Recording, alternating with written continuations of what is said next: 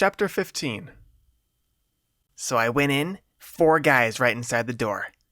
I spray 'em, take 'em all out. Then they start coming out of the woodwork. There were 5 more, and I shot 3. But the other 2 wrestled the gun off me, pinned me to the floor and tied me up, gagged me, all that. Then that tattooed twat starts lecturing me.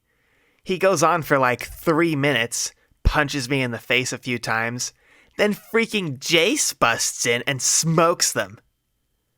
Mandy seemed to be really proud of me, and her jolly mood hadn't changed a bit. "Wow," said Lily. "I'm glad you're both okay. Could you do me a favor and stop doing dangerous things for a while?"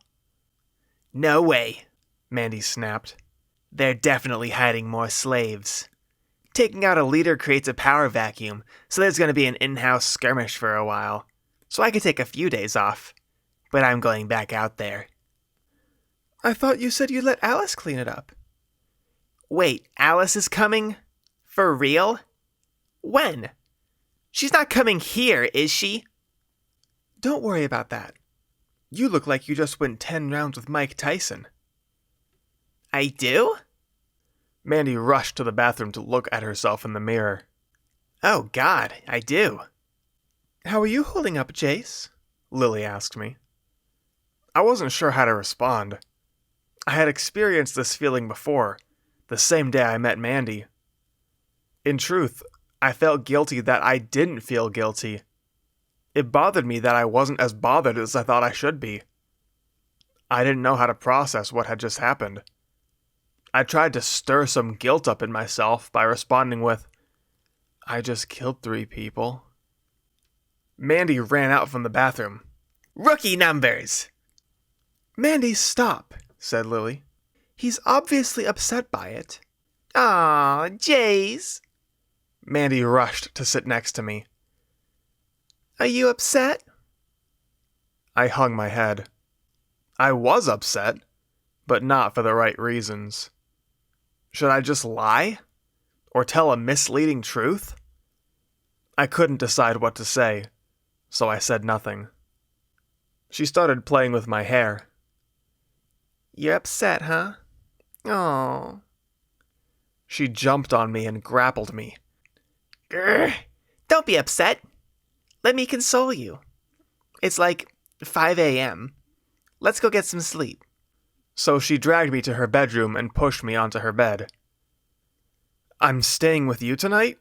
I asked. It wouldn't be the first time I slept in the same bed as her, but her bed was a lot smaller than the one at the cabin. Yeah, she said, as she snuggled in next to me. She kissed my cheek. Do you want to kiss? She asked. No, you told me you didn't like it. So? Come on. Just talk to me. What's wrong? You can talk to me. It's okay. I'm worried, I said. I don't have a job. There are more bad guys out there. I don't have my own place anymore. I just shot 3 people. I'm an accomplice in like 40 murders. I'm not feeling too great about my life right now. Don't worry about any of that. You've taken care of me, so let me take care of you. We'll figure something out. You can stay here as long as you want. Forever, even. If you want. Don't worry right now. We'll figure something out. Don't worry about it. She grabbed my head and hugged it. Your heart is beating like crazy. I can feel it in your neck. Don't worry. It's okay. She was being really nice to me. Especially nice. I wasn't entirely sure why, but from my perspective, her attitude toward me shifted after I shot those guys. I wasn't sure how to feel about that. I wanted to ask her about it, but I decided I would rather accept her affection than put it into question, which seemed mean. My worries weren't gone, but laying in that soft bed immediately reminded my body of what a long day I had.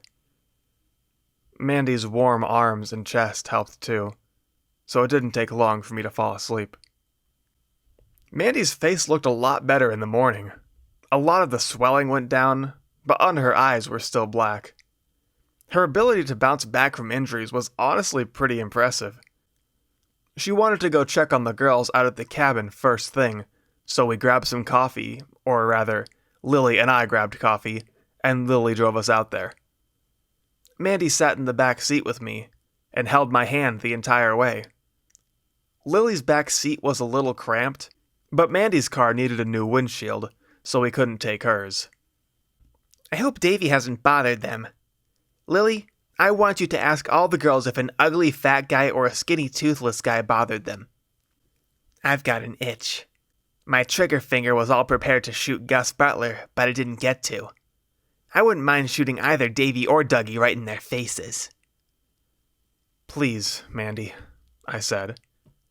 I'm just joking, but only kind of. I will shoot them if they did anything to the girls. Not that they would do anything, but if they did, I'd kill them. If they wouldn't, why even bring it up? Why would you just talk about killing someone? Someone that didn't even do anything. She squeezed my hand. Drink your coffee. And then she kissed my hand. That was probably her polite way of telling me to shut up. She didn't talk about killing anyone for the rest of the day after that, though. I got the face recognition on those guys last night, by the way, said Lily, probably changing the subject so there wouldn't be any awkward silence. Tons of connections. Loads of data. I'm not a prosecutor or a special agent or anything, though, so I don't exactly know what they can do. They? Mandy asked. The feds, you mean? Including Alice? You're not going to have to see her, Mand. I want to see her, though. Was all Mandy had to say in response. I'll keep the feds away from you, said Lily. They'll clean it all up, and I'll make sure neither of you have to do anything. No questions, no interviews, no testimonies, nothing. Mandy rolled her eyes and flung her head back, let it roll down her shoulder, then hung it between her legs. Anyway, I'm sure we can get you your job at the hospital back. I don't know, I said.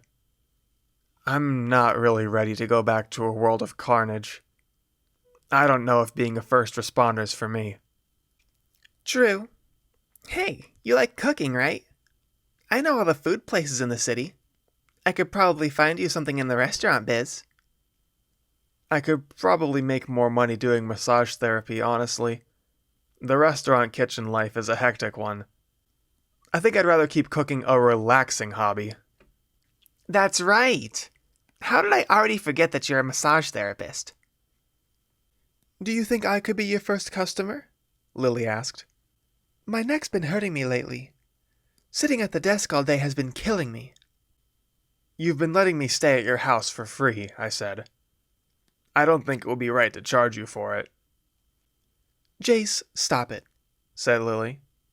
I have a lot of money. Yeah, guys give her money for being pretty while playing video games, Mandy whispered. You could do it too, said Lily.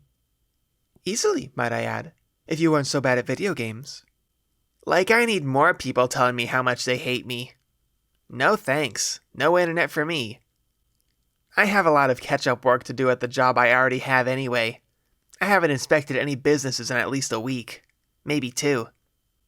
When we got to the cabin and went inside, the girls were talking with an older man with gray, wavy hair cut close to his head. He wore a tan jacket with a ton of pockets. His look was dour, but the girls seemed comfortable talking to him. Hey, Uncle Paul. I didn't realize you'd be back so soon. Hello, Mandy, Uncle Paul said, plainly. Who are all of these people in my cabin? Some girls we saved from the mob. I know. They told me already. You've been poking your nose into trouble again, haven't you? I'll tell you about it later. This is Jace, she said, gesturing to me. He helped me rescue these girls. He's helped with a lot of stuff, actually. Uncle Paul walked right to me and stuck out his hand. Hi, Jason. I'm Paul. Nice to meet you. He was really intimidating. I shook his hand and it felt like grabbing a brick. Nice to meet you too, sir. I'm not sure why I called him sir. It just seemed right. Something about his face told me I didn't want to make him upset. That, and the wall full of golden shooting medals and plaques behind him. "How do you and Mandy know each other?" he asked. "We met at the bank." I wasn't sure how much liberty I had to tell Uncle Paul what Mandy had been up to. "That's as good a place as any. Hi there, Lily." "Hi, Uncle Paul," said Lily. "Did I hear you speaking Portuguese?" I was. "A few of the girls are from Brazil. About 5 are from Ukraine, 2 from Russia. Whatever you've rescued them from has global implications. I hope you haven't gotten yourself into too much trouble, though your black eyes and limp are telling me otherwise." "You should see the other guys," Mandy replied. "You know you can ask for my help, Mandy. You know that, right?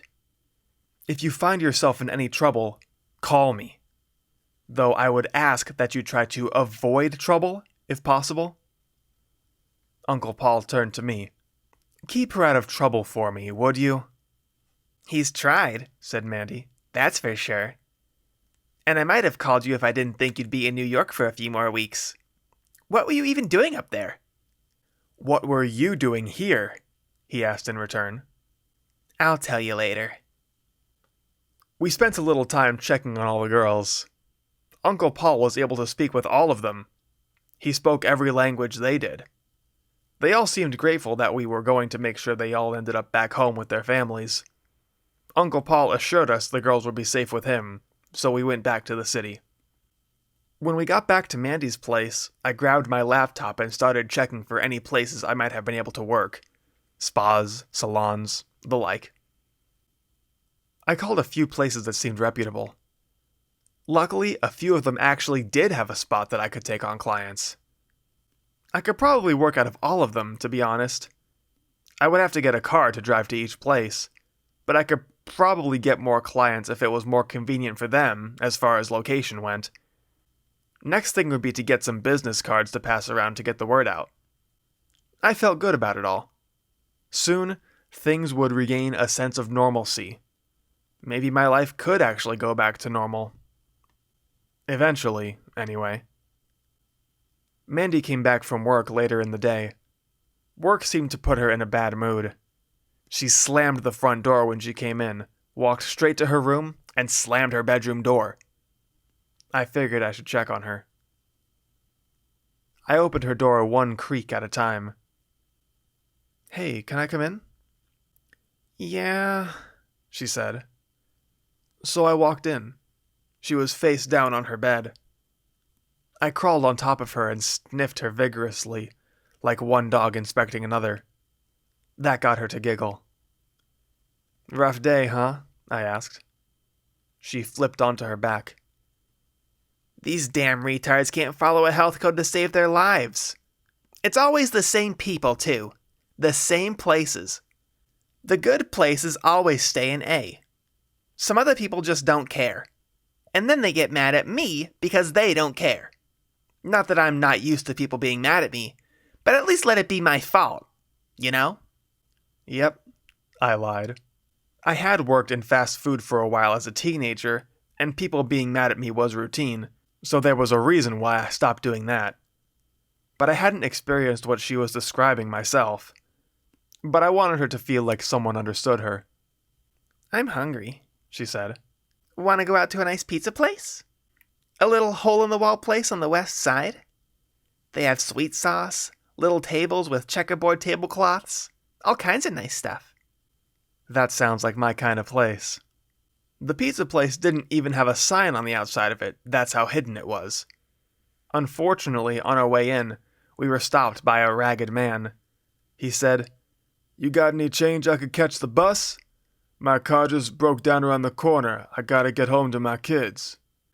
"Buzz off," said Mandy, as she continued on. "Who do you think you're talking to? Don't you talk to me like that," he complained as he grabbed Mandy's shoulder. A bolt of rage shot through my body. I turned and threw my fist into the man's face. I didn't knock him out, but I knocked him to the ground. He fumbled to his feet as he scurried off. I didn't have the time or even the desire to feel bad or apologize. Hot damn, said Mandy. You're so hot when you scowl. She threw her arms over my shoulders and kissed me on the mouth. Mandy, stop. Not here in front of everyone. Then let's go to an alley or something. She dragged me to a side street, then into a dark alleyway. I thought you didn't like kissing, I said. Why are you doing this? Maybe you're changing my mind. And we made out in the alleyway for a few minutes, until she remembered she was hungry.